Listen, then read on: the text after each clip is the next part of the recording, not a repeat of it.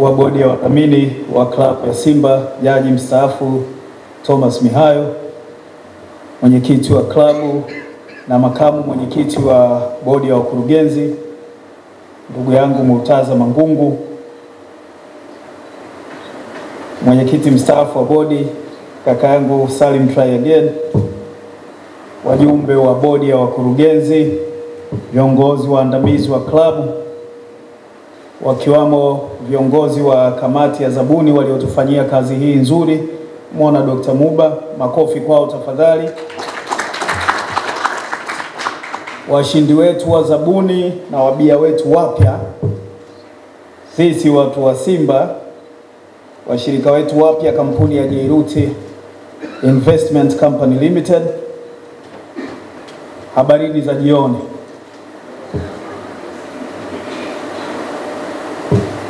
Ndugu zangu, nianze kwa kumshukuru Mwenyezi Mungu kwa kutupa zawadi ya uhai na kutuwezesha kuhudhuria tukio hili la kihistoria jioni hii nzuri ya leo.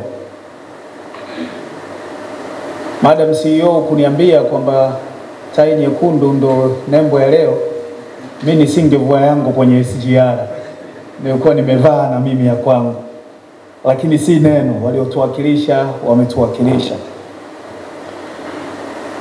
Ndugu zangu, mimi nashukuru moja kwa kunipa heshima hii kubwa ya kuja kufanya ugeni huu rasmi kwenye tukio hili kubwa na la kihistoria kwenye mchezo wa mpira wa miguu nchini kwetu.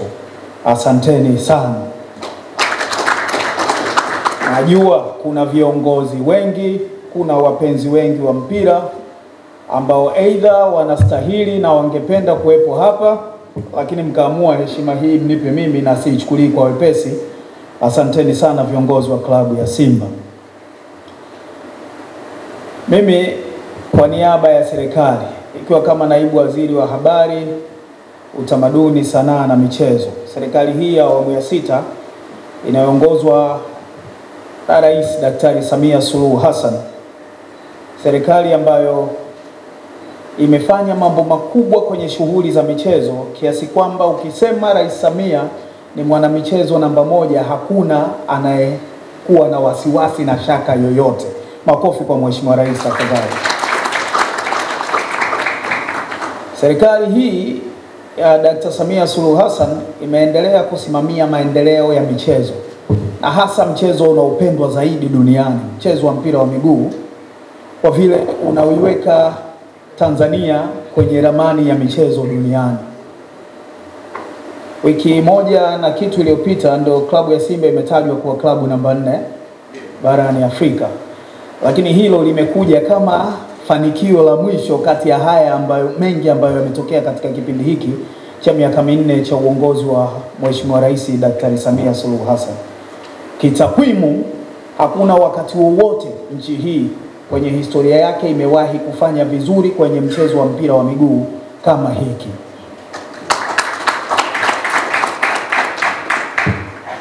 Tuna takwimu za kuvutia. Mama Konde umesema? Murtaza mwenyewe mimi nafahamu wewe ni Makonde.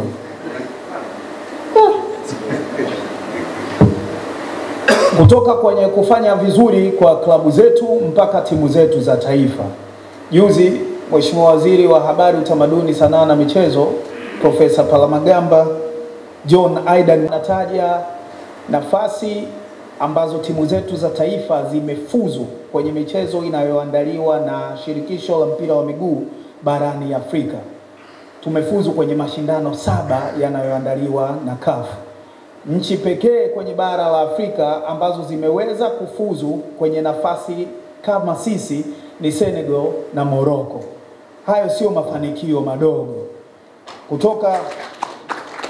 Kutoka kama ambavyo ndugu yangu Ahmed ametangulia kusema hapa, kwenye jezi za kushona mpaka huku kwenye kufanya timu 7 zifuzu kwenye mashindano makubwa kabisa yanayoandaliwa na shirikisho la soka barani Afrika CAF.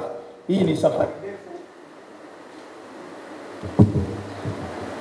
na aidha kuna mahali pazuri tunaelekea ambapo sisi tunaamini kwamba hatujafika, lakini hatuko ambako tulikuwa huko nyuma. Mchezo huu unaendelea kuwa mchezo unaotupa raha mioyoni, unachangia ukuaji wa soko la ajira na uchumi kwa taifa, na kuwa kiunganisho cha Watanzania na kuitangaza nchi yetu kwa wema nje ya mipaka yetu. Kwa kutambua umuhimu huu, serikali inafanya jitihada kubwa kushirikiana na mamlaka zinazosimamia mchezo huu, vilabu vya soka na wadau wengine wote, wakiwemo wapenzi wa mchezo huu kote duniani, ili kufikia malengo ya jumla yanayoweza kufikiwa kupitia mchezo huu kama taifa. Mimi nimeanza kuwa naibu waziri wa wizara hii wakati ule ikiwa Wizara ya Utamaduni, Sanaa na Michezo, mwezi Februari mwaka 2023. Wakati ule bajeti yetu iliyokuja miezi kadhaa baadaye ilikuwa bilioni 35. Sijui kama mnaelewa. Yaani hii hela ambayo Simba inaingiza leo kwa kipindi cha miaka 5 ilikuwa hela nyingi kuliko bajeti yetu ya wizara kwa wakati huo. Lakini katika kipindi cha miaka miwili hii, bajeti yetu kwanza ilipanda ikawa bilioni 380 na kitu. Na sina lengo la kuireveal sasa hivi kwa sababu hatujaisoma bado, lakini niwahakikishie bajeti yetu mwaka huu inapanda kuliko ilivyokuwa bajeti yetu ya mwaka jana. Makofi kwa Mama Samia tafadhali. Hii inakuja kwa sababu serikali inatengeneza miundombinu ya michezo ambayo tunayo haja nayo sana kwenye nchi hii. Nazo nchi wakati huu ambapo tunakwenda kuandaa AFCON na CHAN zilikuwa zinasema kama hawako tayari kwa ajili ya kuandaa hiyo AFCON na CHAN, mtupe sisi, kwa sababu wana miundombinu mingi ya michezo ambayo hata hawana matumizi nayo moja kwa moja. Ukienda nchi kama Egypt, ukienda nchi kama Morocco, ukienda nchi kama Tunisia, wako tayari kwa wakati wowote. Wakiambiwa mnaandaa AFCON mwezi ujao, watu hao wako tayari. Hiyo ni safari ambayo sisi kama nchi tunatakiwa kwenda nayo. Kwa hivyo Mheshimiwa Rais alitupa ridhaa, akatuelekeza na akatuunga mkono kwa kuelekeza fedha zitengwe na zije kwenye wizara yetu ya Habari, Utamaduni, Sanaa na Michezo kwa sasa, ili kuweza kujenga miundombinu mbalimbali ya michezo. Kwa hivyo mimi siku zote nahitaji serikali kama mdau namba moja kwenye shughuli za michezo. Kabla ya taasisi, kabla ya mtu yoyote mwingine binafsi, serikali ndio ambayo inawekeza sana kwenye shughuli za michezo, hasa kwenye miundombinu ya michezo. Tunalo lengo la kuhakikisha kwamba tunakuwa na viwanja vizuri vinavyoweza kutumika kufanya shughuli za michezo kote nchini, na ili kwa moyo huu na ari ambayo Mheshimiwa Rais Daktari Samia Suluhu Hassan anatupa, naamini litaweza kufanikiwa. Sisi wasaidizi wake tumepanga kutomwangusha Mheshimiwa Rais. Mimi nafahamiana na viongozi wengi wa vilabu vikubwa. Watu wa mpira tunajuana. Japokuwa Murtaza anasema mimi ni mtu wa muziki, mimi yoyo, lakini yeye ndo mtu wa mpira. Lakini sio kweli. Mimi ni mtu wa mpira kama alivyo yeye. Na kwenye maeneo mengine namzidi. Kuna mahali ananizidi na nakubali, lakini kuna mahali namzidi kwenye baadhi ya maeneo. Nalisema hili kwa sababu nafahamu uwezo mkubwa na vichwa vizuri walivyo navyo viongozi wengi wanaoongoza timu zetu na wanaoongoza mamlaka za mpira wa miguu Tanzania. Vichwa vyao naamini vina uwezo wa kufanya maamuzi makubwa yenye manufaa ya muda mrefu kwa vilabu hivi, mpira wa Tanzania na Tanzania yenyewe kwa ujumla.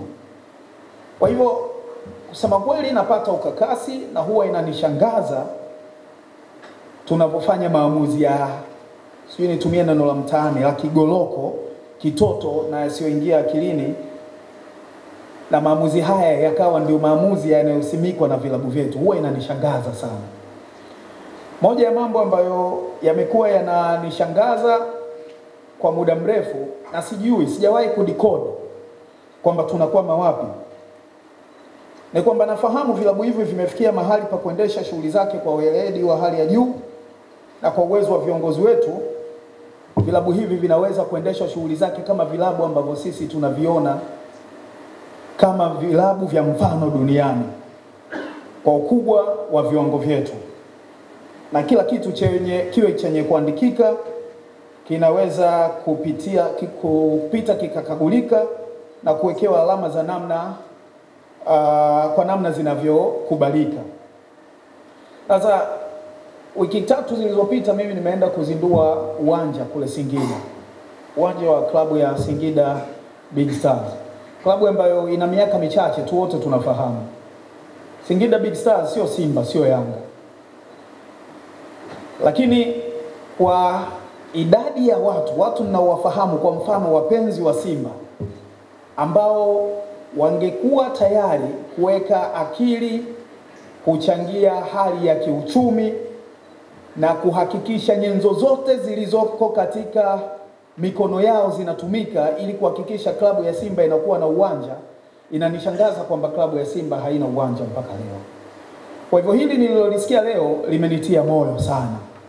Na kwa kampuni ya Jairuti, ili kusema kweli mmesema mambo mengi mazuri, lakini hili la uwanja mimi ndio naona ni jambo la kwanza kabisa ambalo klabu ya Simba inatakiwa kulifanya. Hii ni challenge na wapa wazabuni wetu wapya, lakini na uongozi wa klabu ya Simba na klabu nyingine kubwa nchini hapa kuhakikisha ya kwamba tunakuwa na viwanja vyetu. Hata matatizo mengi yametokea hapa katikati, ni aibu kuona, sio haya ya juzi, ya kabla ya hapo, ya watu kuhama viwanja na kusimangana na vitu vya namna hiyo. Unaona haya yote yasingetokea kama klabu hizi kubwa zingekuwa na viwanja vyake. Hili ni jambo linatia simanzi. Naamini kama kweli mnaupenda mpira wa miguu, kama kweli mnaipenda klabu yetu, hili ni jambo ambalo sasa hivi linatakiwa litoke kwenye makaratasi na liende likawekwe pale kwa vitendo. Tuone matofali, tuone pichi zikitengenezwa, na klabu ya Simba iwe ina uwezo wa kucheza mechi zake angalau hizi za ligi kwenye uwanja wake. Ule uwanja wa KMC una watu 4,000, 6,000, 4,000, 8,000, 8,000. Kwa hiyo tukiwa na kiwanja kina watu 10,000, 12,000, mechi zote zinaweza kuchezwa pale za ndani. Na hizi mechi sasa tunazoenda kucheza na Al Masry, Stellenbosch, uwanja wa serikali huko pale, na tutaweza kuutumia, hakuna mtu yote atakaye uzuia. Lakini tuupunguzie matumizi, na hata uwanja wetu kuharibika kila wakati ni kwa sababu shughuli zote tunataka kuzifanya hapo hapo. Kwa hivyo tukiweza kuupunguzia mzigo wa matumizi kwa sisi kutengeneza viwanja vya timu hizi zetu kubwa, angalau kuwa zinafanya shughuli zake za michezo kule, itafanya tuwe na miundombinu bora ya michezo ambayo tunaitunza kwa kiwango cha juu kabisa. Kwa hivyo nitumie fursa hii kufuatia hayo niliyoyasema hapa nyuma, kuipongeza klabu ya Simba kwa kuendesha mchakato huu wa zabuni kisomi na kisasa namna hii. Jinsi ambavyo Dr. Muba alikuwa anasema hapa, uwazi uliotembea mpaka mzabuni akapatikana. Haki ilitendeka na kuhakikisha ya kwamba tunapata mzabuni ambaye anakwenda kuleta manufaa kwa ajili ya klabu yetu na mpira wa nchi hii, ni jambo la kutia moyo sana. Na naamini yote ambayo mlikuwa mmeyakusudia katika utaratibu mzima na mpaka mnampata mkandarasi huyu, mzabuni huyu, naamini yatakwenda kutimia, na yale ambayo yalikuwa mioyoni mwenu, ndoto ambazo zilikuwa vichwani vyenu, kwenye vichwa vyenu, mtaziona zikitekelezeka. Mchakato huu unakwenda kuweka historia sio tu kwa klabu yetu, lakini unakwenda kuset benchmark katika uendeshaji wa vilabu vya mpira kisasa hapa nchini. Hongereni sana. Nipongeze klabu na mwekezaji mpya kwa kuongeza thamani ya uwekezaji mpaka kwenye miundombinu ya kimkakati kama ambavyo nimetangulia kusema. Historia ya klabu hii na hasa ujenzi wa kiwanja cha timu na kuwa na ofisi za kisasa zaidi, studio ya kisasa ya uzalishaji wa habari, jengo la matibabu, basi la hadhi linaitwa Iliza la mwaka 2025, lakini itoshe kusema ni uwekezaji wa kimkakati uliokuja kwa muda sahihi. Swala la hata rafiki yangu Ahmed anaenda kupata ofisi yake sio swala la kulichukulia kwa wepesi. Makofi kwa kampuni ya Jairuti. Serikali kama wadau wakubwa wa soka tumefurahia mafanikio yenu na tutaendelea kuwa walezi wa vilabu vya soka ili kuhakikisha uwekezaji wowote unazingatia thamani ya vilabu vyetu na mchango wake katika soka la Tanzania, Afrika Mashariki, Kati na Afrika kwa ujumla. Ndugu zangu, hayo ndo nilipanga kuyasema siku ya leo, lakini huu ni wakati mzuri. Wakati mzuri, klabu ya Simba imefika hatua ya nusu fainali ya kombe la shirikisho, na nitaumwa nikitoka hapa bila kusema lolote.